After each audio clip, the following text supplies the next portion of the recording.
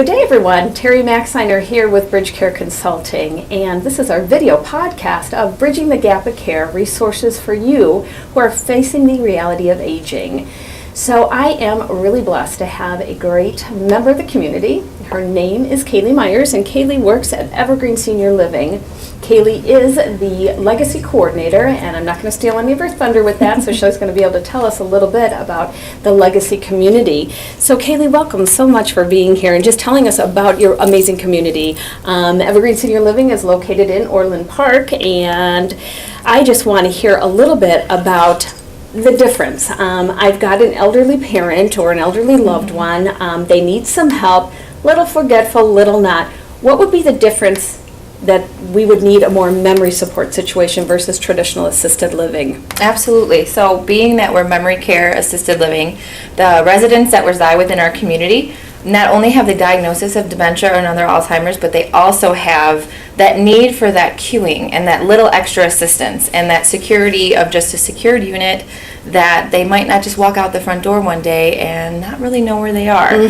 So we do have dementia and Alzheimer's in our traditional and our memory support, but what really sets us apart is they need that extra step, that extra bit of cueing, that extra just guidance for the most part. So the community living being a separate almost community for that. Mostly all apartments, one size, many different sizes in your community? So we have studio apartments in our Legacy community, being that it limits the space for confusion. So on a traditional assisted living, you can have 2-bedroom, 1-bedroom, studio. Right. These are designed in a way to have a studio apartment in such that this is their private space. This is where they go to get ready, to relax, to have their alone time, but they come out for meals, they come out for the living room, for the family room. So it promotes that independent space, but not too overwhelming in a way to upkeep an entire 2-bedroom apartment. Exactly. So I guess for the folks to make that kind of home-like experience, I would want to be able to bring my own furniture if my mom or dad or aunt or uncle were coming in there. Absolutely. We encourage all the families that come unfurnished. So sometimes you do have to downsize a bed from a queen to a full to a twin, which is fine. It does happen. So then I encourage bring your blankets, bring your pillows, bring your pictures, bring whatever's going to make it look like home, because it's very hard to acclimate somebody to being in their new surroundings when nothing in it is theirs. Great. So even though it's a downsize, it's amazing what you can do with trinkets and blankets and pillows and familiar scents. Scents. I was just going to say, I want to smell my pillow. This is reminding me of what home was like for me. I might not remember what my address was or where I was living, but I get a little taste of home here. Yes. So basically, qualifications is requiring like yourself to go out and assess my loved one before I get in, or if I am, thinking that this is a place for mom. Yeah, absolutely. So of course we would encourage you to come into the community, find out if it's the best fit for you, get to know our staff, and then we would provide you with paperwork. Okay. The paperwork is basically a doctor's evaluation, so like a history and physical, a resident information packet, which is super crucial. It is key because it gets us to know your loved one both inside and out, so it can be filled out with the resident and family. Great. And then, of course, advanced directives. So once we get paperwork back, we schedule an assessment where myself, our director or wellness coordinator, come out and just get to do an entire all-around assessment of your wants, your needs, and your desires. Yeah, because needs, I can go anywhere for my loved one to get my needs met. Wants are okay, but then for you to take that extra step and find out what my loved one wants and their desires, I think that is just amazing.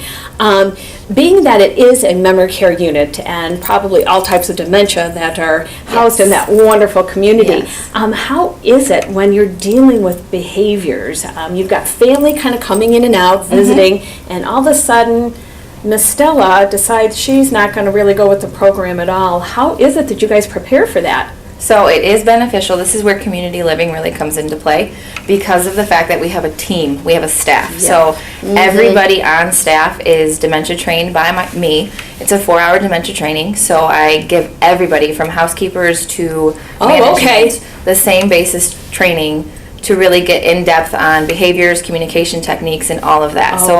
Perfect. The team environment really comes into play because with behaviors, whereas caring for a loved one at home, it's a lot of one-on-one. Not that that's wrong, but there's only so much you can do. Exactly. So if I'm interfering with a resident and maybe it's something that it could just be something that a tone of voice or a look on my face. I have the ability to reach out to my teammates to say, hey, they're having a bad day, maybe you can come on and pop in. And it's so key to know the residents. This is why that resident information packet is so important. Wonderful. Yeah. Because something that agitates me is going to be something different for you. Exactly. So we really try to find what it is that makes them tick, and then what it is that kind of has calmed them.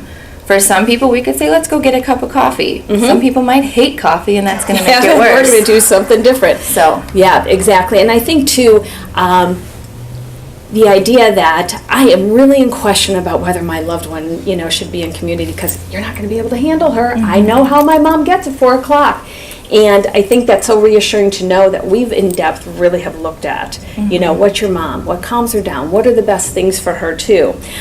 Special amenities, because the place sounds amazing. So just some really special things that have you guys really standing out. Absolutely. So we really focus on the home-like environment. And my background is in skilled memory care, which can be a little different of when the residents are told kind of their day-to-day function and what they have to do, where they have to be. And that's just the nature of skilled rehab in hospitals. Whereas in assisted living, especially with memory care, we go by our life unrehearsed philosophy.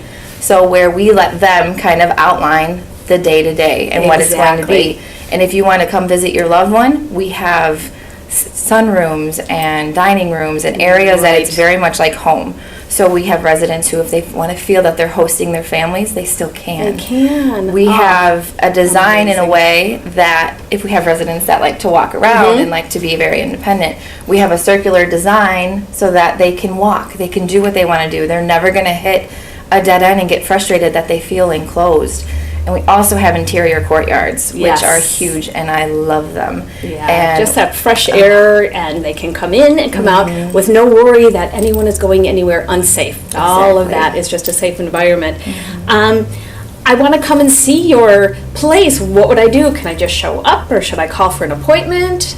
Walk-ins and appointments. So we have a team. All of us are trained to really, we know our community inside and out. Great. So if you're looking for a weekend, I definitely recommend making an appointment on a weekend. We have a manager on duty. Okay. So that they can kind of map their way around your schedule. And then, but during the week, you can come on in whenever, if you're in the area. Good. Come on in and see us. So seeing some pictures, I'm a big proponent of Facebook. So are you all on Facebook? Absolutely. Okay, great. And it's a wonderful way to share our outings and our videos and our music and everything that we do in our community. I know, that is great. So just a reminder, too, with Evergreen Senior Living, do like their Facebook page. It is a great way to kind of see what's happening, seeing people in action. Evergreen Senior Living is located 183rd and between Wolf and LaGrange Roads. So I do encourage you to come and see their community. Visit Kaylee if she is there. It is an amazing place. It really is. So Kaylee, I thank you so much for being a part of this video podcast. And folks out there, again, it's Evergreen Senior Living in Orland Park.